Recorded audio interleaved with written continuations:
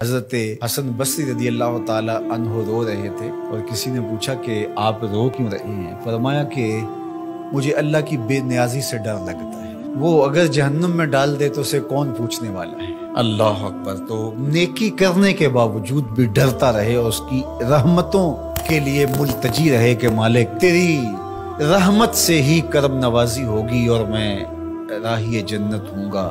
عدل کریں تے تھر تھر کمبن اچیاں شانہ والے، فضل کریں تے بخشے جاون میں ورگے منہ کالے۔ تو اس کے فضل سے ہی بات بنتی ہے۔ تو فرمایا مگر اصحاب یمین فی جنات، وہ باغوں میں ہوں گے، یتساءلون عن المجرمین، وہ مجرموں سے سوال کر رہے ہوں گے۔ یہ جنت کے اونچے مقام پہ ہوں گے اور ایسے مقام سے ان کو جہنم دکھائی دے رہی ہوگی۔ اللہ ان کے قوا اور ان کی صلاحیتوں کو جنت میں فزوں تر کر دے گا۔ مقربین بارگاہ کی صلاحیتیں باقی لوگوں کی نسبت اللہ فزوں تر فرما دیتا ہے۔ آپ نے قرآن مجید میں یہ بارہا پڑھا کہ حضرت سلیمان علیہ السلام نے کتنے میل دور سے چیونٹی کی آواز کو سنا بھی اور اس کے مفہوم کو جو وہ کہہ رہی تھی سمجھا بھی۔ تو یہ صلاحیت ان کو عطا کی گئی۔ اللہ اکبر۔ تو اس طرح جنت کے اندر اہل جنت مجرمین کو دیکھ رہے ہوں گے جو جہنم کی آگ میں جل رہے ہوں گے اور ان سے سوال کریں گے، باقاعدہ ان سے بات کریں گے اور پوچھیں گے ان کو کیا ما سلککم فی سقر۔ وہ انہیں کہیں گے کہ تم جہنم میں کیسے آئے؟ قالوا لم نک من المصلین، وہ کہیں گے ہم نماز نہیں پڑھتے تھے۔ نماز نہ پڑھنے کا سبب ہوا کہ آج ہم جہنم کا ایندھن بنے۔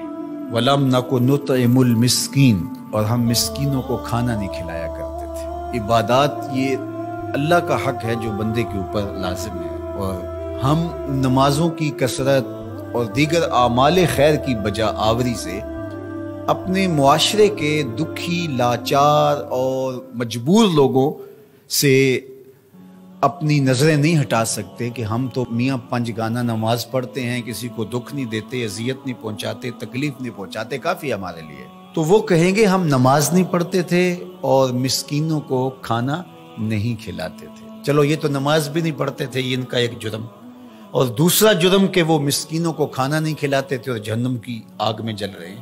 اور اگر کوئی نماز پڑھتا ہو لیکن مسکینوں کو کھانا نہیں کھلاتا، اچھا وہ اگر یہ کہے کہ میں کھانا اس لیے نہیں کھلاتا کہ میرے پاس مالی استطاعت نہیں ہے کہ میں کسی کی ضرورت کو پورا کر سکوں، لہٰذا میں بری ہوں۔ لیکن قرآن نے اس سے بھی آگے کی بات کی، جو شخص مالی طور پہ مستحکم نہیں ہے لیکن اللہ نے اس کو زبان دی ہے، اللہ نے اس کو اثر و رسوخ دیا ہے، وہ کسی کو ترغیب دے کر کے کسی دکھی کی ضرورت کو پورا کروا سکتا ہے، اور وہ کہے کہ جناب میری یہ ذمہ داری میں شامل نہیں ہے، تو قرآن نے اس کی بھی مذمت کی۔ وَلَا يَحُضُّ عَلَىٰ طَعَامِ الْمِسْكِينِ، فرمایا کہ یہ مسکینوں کو کھانا کھلانے کی ترغیب نہیں دیتا۔ اس کو چاہیے تھا کہ وہ امراء کو اس کی ترغیب دیتا اور غرباء کی طرف ان کو متوجہ کرتا، تو اس کا یہ عمل بھی صدقہ قرار پاتا اور اس کا یہ عمل بھی اللہ کی رضا کا سبب اور ذریعہ ہوتا، اور وہ کہتا ٹھیک ہے یہ تڑپتے رہیں، میں کیا کر سکتا ہوں اور میں ان کے لیے کسی کو ترغیب ہی کیوں دوں۔ تو اس کی بھی مذمت کی گئی اور ایسے نمازیوں کو کہا کہ وہ اپنی نمازیں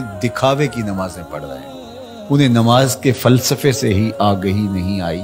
اگر ان کے دل میں گداز پیدا نہیں ہوا، ان کے دل میں نرمی پیدا نہیں ہوئی، معاشرے کے کمزور، پسے ہوئے، لاچار، مجبور، اراملہ، مساکین، یتامہ کی مدد کے لیے ان کے اندر یہ جذبات پیدا نہیں ہوئے، تو وہ تہجد پڑھیں، وہ سجدے کریں، وہ لمبی قرات کریں، لمبی نمازیں پڑھیں، تو کہا کہ وہ اپنی نماز کے فلسفے سے ہی آگاہ نہیں ہوئے۔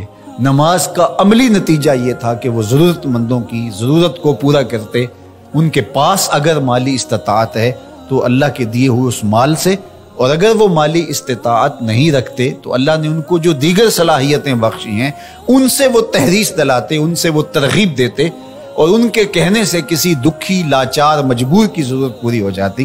تو یہ ان کو کرنا چاہیے تھا۔ حضرت سیدنا شیخ عبد القادر الجیلانی علیہ رحمہ و رضوان فرماتے ہیں آدھا فقر برہنہ بدن لوگوں کو لباس دینا اور بھوکوں کو کھانا کھلانا، باقی عبادات، نیکیاں، چلے، مراقبے، ریاستیں، یہ جو کچھ ہے یہ آدھا ہے۔ صرف آدھا فقر بھوکوں کو، لاچاروں کو کھانا کھلانا ہے، لوگوں کی ضرورتوں اور لوگوں کی احتیاج میں ان کے کام۔